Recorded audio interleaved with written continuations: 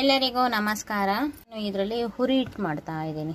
ರಾಗಿ ಹುರಿ ಹಿಟ್ಟು ತುಂಬ ಒಳ್ಳೆಯದಿರುತ್ತೆ. ಚಿಕ್ಕ ಮಕ್ಕಳಿಗೆ ಕೂಡ, 1 ವರ್ಷದ ಮೇಲ್ಪಟ್ಟ ಮಕ್ಕಳಿಗೆ ಕೂಡ ಕೊಡಬಹುದು. ಬೆಲ್ಲ ಹಾಕಿ ಮಾಡೋದು ಇದನ್ನು.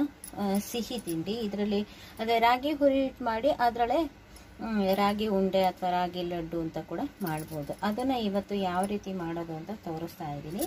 ಇದು ಕ್ಲೀನಿಂಗ್ ರಾಗಿನ ಕ್ಲೀನ್ ಮಾಡ್ಕೋಬೇಕು ಫಸ್ಟು. ಇದರಲ್ಲಿ ಕಲ್ಲು ಇದು ಧೂಳು ಏನೂ ಇಲ್ಲ, ಚೆನ್ನಾಗಿ ಮಾಡಿರೋದು. ಇದು ವೈಟ್ ಸಿಪ್ಪೆ ಇದೆಯಲ್ಲ ರಾಗಿದು, ಅದು ಇರೋ ರಾಗಿ ಇರೋದೇ ಹಾಗೆ, ಆ ಥರನೇ ಇರೋದು ಅದು. ಈಗ ನಾವು ಇದನ್ನು ಹುರ್ಕೋಬೇಕಾಗುತ್ತೆ. ನಾನೀಗ ಅಳತೆಗೋಸ್ಕರ ಅಂತ ನೋಡಿ ಇದರಲ್ಲಿ 1 ಬಟ್ಲು ತಗೊಳ್ತಾ ಇದ್ದೀನಿ.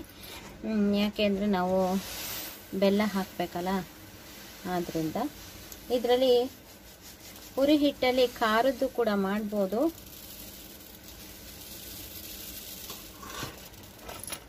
ನೋಡಿ, ಇದರಲ್ಲಿ 1 ಬಟ್ಲು ರಾಗಿ ಆಗೋಷ್ಟು ತಗೊಂಡಿದ್ದೀನಿ ನಾನು. ಇದಕ್ಕೆ ನೆಕ್ಸ್ಟ್ ಇದನ್ನು ಹುರಿದ್ಬಿಟ್ಟು ಪುಡಿ ಮಾಡೋಣ. ಪುಡಿ ಮಾಡಿಬಿಟ್ಟು ಇದಕ್ಕೆ ಬೆಲ್ಲ ಎಷ್ಟು ಹಾಕಬೇಕು ಅಂತ ನೋಡೋಣ. ಅದಕ್ಕೆ ತೆಂಗಿನಕಾಯಿ ತುರಿ ಹಾಕ್ಬೋದು, ಇಲ್ಲ ಒಣ ಕೊಬ್ಬರಿ ಹಾಕ್ಬೋದು. ಯಾವ ರೀತಿ ಮಾಡೋದು ಅಂತ ತೋರಿಸ್ತಾ ಇದ್ದೀನಿ. ನಾನು ಗ್ಯಾಸ್ನ ಆನ್ ಮಾಡಿ ಒಂದು ದಪ್ಪ ತಳದ ಪಾತ್ರೆ ಇಟ್ಟಿದ್ದೀನಿ. ಅರ್ಧ ರಾಗಿನ ಹಾಕ್ಕೊಳ್ತಾ ಇದ್ದೀನಿ. ಅಷ್ಟು ಫುಲ್ ಹಾಕ್ಕೊಳ್ಳೋದು ಬೇಡ.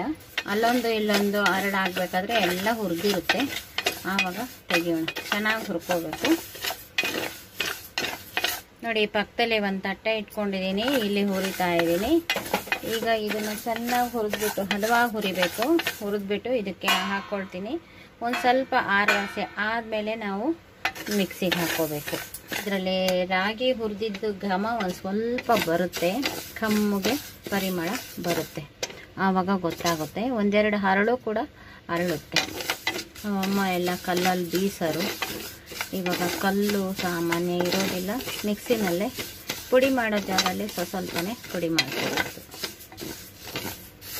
ನೋಡಿ, ಇವಾಗ ಒಂದೊಂದು ಅರಳ್ತಾ ಇದೆ. ವೈಟ್ ನೋಡಿ, ಇಲ್ಲಿ ಒಂದು ಅರಳಿದೆ. ಇದೇ ಥರ ಚೆನ್ನಾಗಿ ಹುರಿದಿದೆ ಎಲ್ಲ. ಈಗ ಒಂದು ಸ್ವಲ್ಪ ಸೌಂಡು ಕೇಳುತ್ತೆ ಸೂಕ್ಷ್ಮವಾಗಿ. ಈಗ ಸಾಕು ಇಷ್ಟು ಹುರಿದಿದ್ದು. ನಾನು ಇದನ್ನು ಈ ಪಕ್ಕಕ್ಕೆ ಹಾಕ್ಕೊಳ್ತಾ ಇದ್ದೀನಿ. ಇದು ಕರೆಕ್ಟಾಗಿ ಹುರಿದಿದೆ. ಈಗ ಒಂದೊಂದು ಅರಳ್ತಾ ಬಂತು. ಫುಲ್ ಅರಳೋದೇನು ಬೇಡ. ಅರಳಿಬಿಟ್ರೆ ಮತ್ತೆ ತುಂಬ ಒತ್ತದಂಗೆ ಆಗಿಬಿಡುತ್ತೆ ಎಲ್ಲ ಅರಳೋ ಅಷ್ಟೊತ್ತಿಗೆ. ನೋಡಿ, ಇಲ್ಲಿ ಒಂದು ವೈಟ್ ಬಂದಿದೆ. ಅದೇ ಥರ ನೋಡಿ, ಈಗ ಮಾಮೂಲಿ ರಾಗಿ ಕಲರ್ಗೂ ಈ ಕಲರ್ಗೂ ಗೊತ್ತಾಗುತ್ತೆ. ನೋಡಿ, ಇದೆಷ್ಟು ಕಪ್ಪುಗಾಗಿದೆ. ಇದು ಹುರಿ ಹಿಟ್ಟಿಗೆ ಅಂತ ಹುರಿದಿರೋ ರಾಗಿ, ಇದು ಮಾಮೂಲಿ ರಾಗಿ. ಈಗ ಮತ್ತೆ ಇನ್ನು ಉಳಿದಿದ್ದ ರಾಗಿನೂ ಕೂಡ ಇದೇ ರೀತಿ ಹುರ್ಕೋತಾ ಇದ್ದೀನಿ. ಇವಾಗ ಈ ಸಲ ಬೇಗ ಆಗುತ್ತೆ, ಯಾಕೆಂದರೆ ಕಾವಿರುತ್ತಲ್ಲ ಆದ್ದರಿಂದ. ನೋಡಿ, ರಾಗಿ ಹುರಿದಾಗಿದೆ. ಇದೆಲ್ಲ ಒಂದು ಸ್ವಲ್ಪ ತಣ್ಣಗಾಗಬೇಕು, ತುಂಬ ಬಿಸಿ ಇರುತ್ತೆ ಮಿಕ್ಸಿಗೆ ಹಾಕಲಿಕ್ಕೆ. ನೋಡಿ, ರಾಗಿ ಹುರಿದಿದ್ದು ತುಂಬ ತಣ್ಣಗಾಗಿದೆ. ಇದೇ ರೀತಿ ಇರಬೇಕು. ಇದರಲ್ಲೂ ಕೂಡ ನೀರಿನ ಅಂಶ ಇಲ್ದಂಗೆ ಒರೆಸ್ಕೊಂಡಿದ್ದೀನಿ. ನೋಡಿ, ಇವಾಗ ರಾಗಿ ಹಾಕ್ಕೊಳ್ತಾ ಇದ್ದೀನಿ. ಇದು ಪುಡಿ ಮಾಡೋಕ್ಕೆ ಎಷ್ಟು ಇಡಿಸುತ್ತೋ ಅಷ್ಟೇ ಹಾಕ್ಕೊಂಡು ತುಂಬ ನುಣ್ಣಗೆ ಪುಡಿ ಮಾಡ್ಕೋಬೇಕು. ನೋಡಿ, ಇದರಲ್ಲಿ 1 ಬಟ್ಲು ತಗೊಂಡಿದ್ದೆ ಹುರಿಯೋದಕ್ಕಿಂತ ಮುಂಚೆ. ಈಗ ಅರ್ಧ ಬಟ್ಲನ್ನ ಈಗ ಈ ಜಾರಿಗೆ ಹಾಕೊಂಡಿದ್ದೀನಿ. ನೋಡಿ, ನುಣ್ಣಗೆ ಪುಡಿ ಆಯಿತು. ಜರಡಿ ಹಿಡಿಯುವಂಥ ಅವಶ್ಯಕತೆನೇ ಇಲ್ಲ, ಅಷ್ಟು ಸಣ್ಣಗೆ ಪುಡಿ ಆಗಿದೆ. ಇದು ಅರ್ಧ ನಿಮಿಷ ಆಯಿತು, ಅಂದರೆ 30 ಸೆಕೆಂಡ್ ಒಳಗಡೆ ಇಷ್ಟು ಸಣ್ಣದಾಗಿ ಪುಡಿ ಆಯಿತು. ಈಗ ಇದನ್ನು ಹಾಕೊಂಡ್ರೆ 1 ನಿಮಿಷ ಆಗುತ್ತೆ, ಪರವಾಗಿಲ್ಲ. ನೋಡು, ಹಿಟ್ಟು ಒಂದು ಸ್ವಲ್ಪ ಬಿಸಿ ಆಗಿದೆ, ಅದಕ್ಕೆ ಹಾಕ್ಕೊಳ್ತಾ ಇದ್ದೀನಿ. ಅಕಸ್ಮಾತ್ ಎತ್ತಿಡೋದಾದ್ರೆ ನೋಡಿ ಎಷ್ಟು ಚೆನ್ನಾಗಿದೆ, ಎಷ್ಟು ಘಮ ಬರ್ತಾ ಇದೆ ಗೊತ್ತಾ, ಸಖತ್ತಾಗಿದೆ. ಈಗ ಮತ್ತೆ ಇದನ್ನು ಕೂಡ ಪುಡಿ ಮಾಡ್ಕೊಳ್ತಾ ಇದ್ದೀನಿ ಇನ್ನೂ ಒಂದ್ಸಲ. ನೋಡಿ, ಇದು ಕೂಡ ಆಯಿತು. ಈಗ ಅಷ್ಟನ್ನು ನಾನು ಪುಡಿ ಮಾಡ್ಕೊಂಡಿದ್ದೀನಿ. ನೋಡಿ, ಸಖತ್ತಾಗಿದೆ. ಜರಡಿ ಹಿಡಿಯೋಂಥ ಅವಶ್ಯಕತೆನೇ ಇಲ್ಲ, ಅಷ್ಟು ಸಣ್ಣಗಾಗಿದೆ, ಸಾಕು.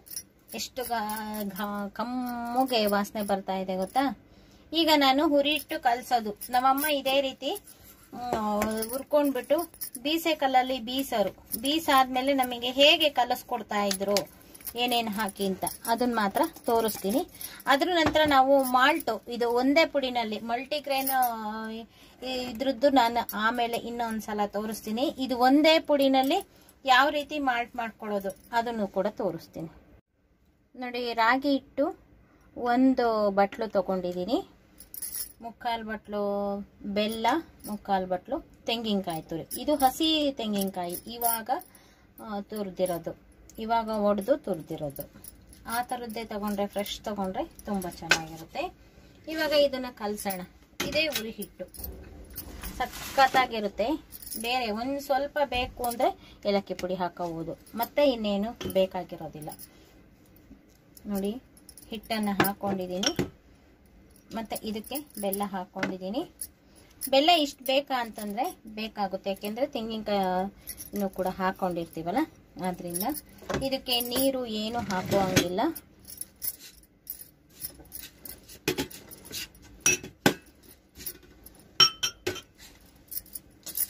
ತೆಂಗಿನಕಾಯಿನಲ್ಲಿ ನೀರಿರುತ್ತಲ್ಲ ಅಷ್ಟೇ ಸಾಕಾಗುತ್ತೆ.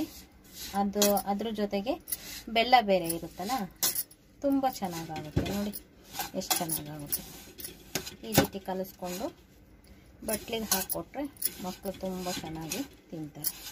ಸಖತ್ತಾಗಿರುತ್ತೆ, ಹೆಲ್ದಿ ಆಗಿರುತ್ತೆ, ಟೇಸ್ಟು ಕೂಡ ತುಂಬ ಚೆನ್ನಾಗಿರುತ್ತೆ.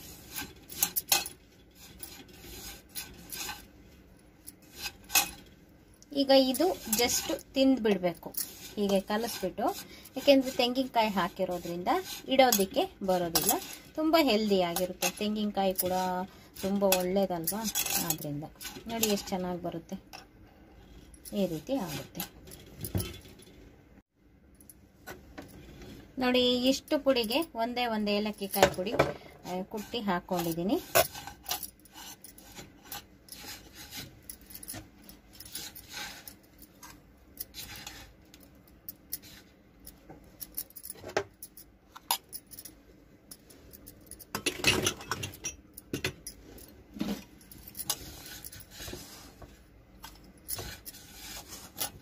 ನೋಡಿ ಬೆಳಗಿನ ತಿಂಡಿ ಕೊಡ್ತೀರಲ್ಲ, ಇದನ್ನು ಕೊಟ್ಬಿಟ್ಟು 1 ಲೋಟ ಹಾಲು ಕುಡಿದ್ಬಿಟ್ರೆ ಸಖತ್ತಾಗಿರುವಂಥ ತಿಂಡಿ ಕೂಡ ಆಗುತ್ತೆ.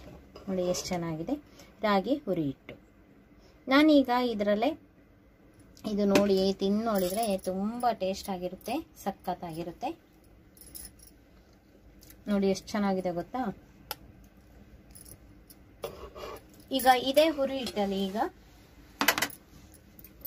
ಮಾಲ್ಟು ಯಾವ ರೀತಿ ಮಾಡ್ಕೋಬೇಕು ಅಂತ ತೋರಿಸ್ತೀನಿ. ಹಾಲು ಯಥೇಚ್ಛವಾಗಿ ಹಾಲನ್ನು ಬಳಸ್ಬಿಟ್ಟು ಮಾಡ್ಕೋಬೇಕು. ಮತ್ತು ಅದರಲ್ಲೇ ಗಂಜಿ ಅಂಬ್ಲಿ ಅಂತ ಹೇಳ್ತೀವಲ್ಲ, ಹುರಿ ಹಿಟ್ಟಿನ ಅಂಬ್ಲಿ, ಅದನ್ನು ಕೂಡ ಈಗ ಮಾಡ್ತಾ ಇದ್ದೀನಿ. ನಾನೀಗ ಜಸ್ಟ್ ತಿನ್ನಲಿಕ್ಕೋಸ್ಕರ ಹಸಿ ತೆಂಗಿನಕಾಯಿ ಹಾಕಿ ಕಲಿಸ್ಕೊಂಡು ತಿನ್ನೋದನ್ನು ತೋರಿಸಿದ್ದೀನಿ. ಈಗ ನೋಡಿ ನಾಳೆ ಅಥವಾ ಯಾವಾಗಲಾರು ಮಕ್ಕಳು ಬರ್ತಿರ್ತಾರೆ, ಆವಾಗ ತಿನ್ನಲಿಕ್ಕೆ ಅಂತ ಉಂಡೆ ಮಾಡಿ ಇಡ್ಬೋದು. ಅದನ್ನು ಯಾವ ರೀತಿ ಮಾಡೋದು ಅಂತ, ಅದಕ್ಕೆ ಹಸಿ ತೆಂಗಿನಕಾಯಿ ಹಾಕಬಾರ್ದು. ನೋಡಿ ಒಣ ಕೊಬ್ಬರಿ ಪುಡಿ ಈ ಥರ ಸಣ್ಣದಾಗಿ ಪುಡಿ ಮಾಡಿ ಇಟ್ಕೋಬೇಕು. ಅರ್ಧ ಬಟ್ಲು ಒಣ ಕೊಬ್ಬರಿ ಪುಡಿ ತಗೊಂಡಿದ್ದೀನಿ. 1 ಬಟ್ಲು ರಾಗಿ ಹಿಟ್ಟು ಅಂದರೆ ಹುರಿ ಹಿಟ್ಟು, ರಾಗಿ ಹುರಿದು ಪುಡಿ ಮಾಡಿರೋದು. ನೋಡಿ ಇದರಲ್ಲಿ 3/4 ಬಟ್ಲು ಬೆಲ್ಲ ತಗೊಂಡಿದ್ದೀನಿ. ಬೆಲ್ಲನ ಚೆಚ್ಚಿ ಪುಡಿ ಮಾಡ್ಕೋಬೇಡಿ, ಇಲ್ಲಿಗೆ ಮನೆಯಲ್ಲಿ ಸಣ್ಣದಾಗಿ ಹೆಚ್ಕೊಂಡಿದ್ದೀನಿ, ಸಣ್ಣದಾಗಿ ಪುಡಿ ಆಗಬೇಕು. ನೋಡಿ ಈ ರೀತಿ ಮಾಡ್ಕೊಂಡಿದ್ದೀನಿ. ಇದಕ್ಕೂ ಕೂಡ 1 ಏಲಕ್ಕಿ ಪುಡಿನ, ಈ ಕ್ವಾಂಟಿಟಿಗೆ 1 ಏಲಕ್ಕಿ ಪುಡಿ ಸಾಕಾಗುತ್ತೆ. ಇದನ್ನೆಲ್ಲ ಚೆನ್ನಾಗಿ ಮಿಕ್ಸ್ ಮಾಡ್ಕೊಳ್ಳೋಣ. ನಾವು ಹೋದ್ಸಲ ಕಲಸಿದ್ರಲ್ಲಿ ತೆಂಗಿನಕಾಯಿ ಹಸಿ ಅಂಶ ಇರ್ತಿತ್ತು, ಆದ್ದರಿಂದ ಇದು ಒಂದು ಸ್ವಲ್ಪ ಮುದ್ದೆ ಥರ ಆಗೋದು. ಈಗ ಆ ಥರ ಆಗೋದಿಲ್ಲ, ಒಣ ಕೊಬ್ಬರಿ ಹಾಕ್ಕೊಂಡಿರೋದ್ರಿಂದ ಈಗ ಒಂದೊಂದೇ ಸ್ವಲ್ಪ ಹಾಲನ್ನು ಹಾಕಿ ಕಲಿಸ್ತಾ ಹೋಗಬೇಕು. ನಾವು ರವೆ ಉಂಡೆ ಕಲಿಸ್ತೀವಲ್ಲ ಆ ಥರ ಬಿಸಿ ಹಾಲು ಹಾಕ್ತೀವಿ ರವೆ ಉಂಡೆಗೆ. ಇದ್ರಲ್ಲಿ ಬಿಸಿ ಹಾಲೇನು ಬೇಡ, ಒಂದೊಂದೇ ಚಮಚ ಹಾಕ್ಕೊಂಡು ನೋಡಿಕೊಂಡು ಹಾಕ್ಕೋಬೇಕು. ತೀರಾ ಜಾಸ್ತಿ ಹಾಕ್ಕೊಂಡ್ರೆ ಮೆತ್ತಗಾಗೋಗ್ಬಿಡುತ್ತೆ. ಉಂಡೆ ಕಟ್ಟಲಿಕ್ಕೆ ಹದವಾಗಿ ಹೇಗೆ ಬರುತ್ತೆ, ಯಾವ ರೀತಿ ಬರುತ್ತೋ ಅಷ್ಟು ಮಾತ್ರ ಹಾಕ್ಕೋಬೇಕು. ನೋಡಿ ಈ ರೀತಿ ಮಾಡ್ತೀವಲ್ಲ, ಉಂಡೆ ಕಟ್ಟಿ ಹಿಂಗೆ ಒಡೆದೋಗ್ಬಾರ್ದು. ಉಂಡೆ ಕಟ್ಟಿದರೆ ಉಂಡೆ ಥರನೇ ಇರಬೇಕು. ಅಷ್ಟು ಹಾಲನ್ನು ಹಾಕ್ಕೊಳ್ತಾ ಇದ್ದೀನಿ. ಹಾಕ್ಕೊಂಡು ನೋಡಿಕೊಂಡು ಹಾಕ್ಕೋಬೇಕು ಹಾಲು.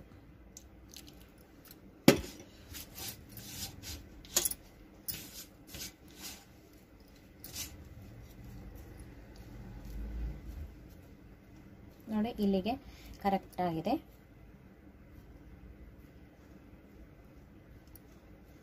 ನೋಡಿ ಈ ಥರ ಲಾಡು ಬರೋ ಥರ ಮಾಡ್ಕೋಬೇಕು. ಈಗ ನೋಡಿ ಇದು ಇನ್ನೂ ಒಂದು ಸ್ವಲ್ಪ ಒಣದಂಗೆ ಇದೆ. ಇದಕ್ಕೆ ಇನ್ನೊಂದು ಸ್ವಲ್ಪ ಹಾಲು ಹಾಕ್ಕೊಂಡು ಆ ರೀತಿ ಕಟ್ಟಿ ರೆಡಿ ಮಾಡಿ ಇಟ್ಬಿಟ್ರೆ ನಾಳೆ ಇನ್ನು ಒಂದು 3-4 ದಿನ ಏನು 15 ದಿನದ ತನಕ ಇಡ್ಬೋದು. ಏಕೆಂದರೆ ಒಣ ಕೊಬ್ಬರಿ ಹಾಕಿರೋದು ಆದ್ದರಿಂದ. ಇನ್ನು ಸ್ವಲ್ಪ ಇದೆ ಹಾಲು.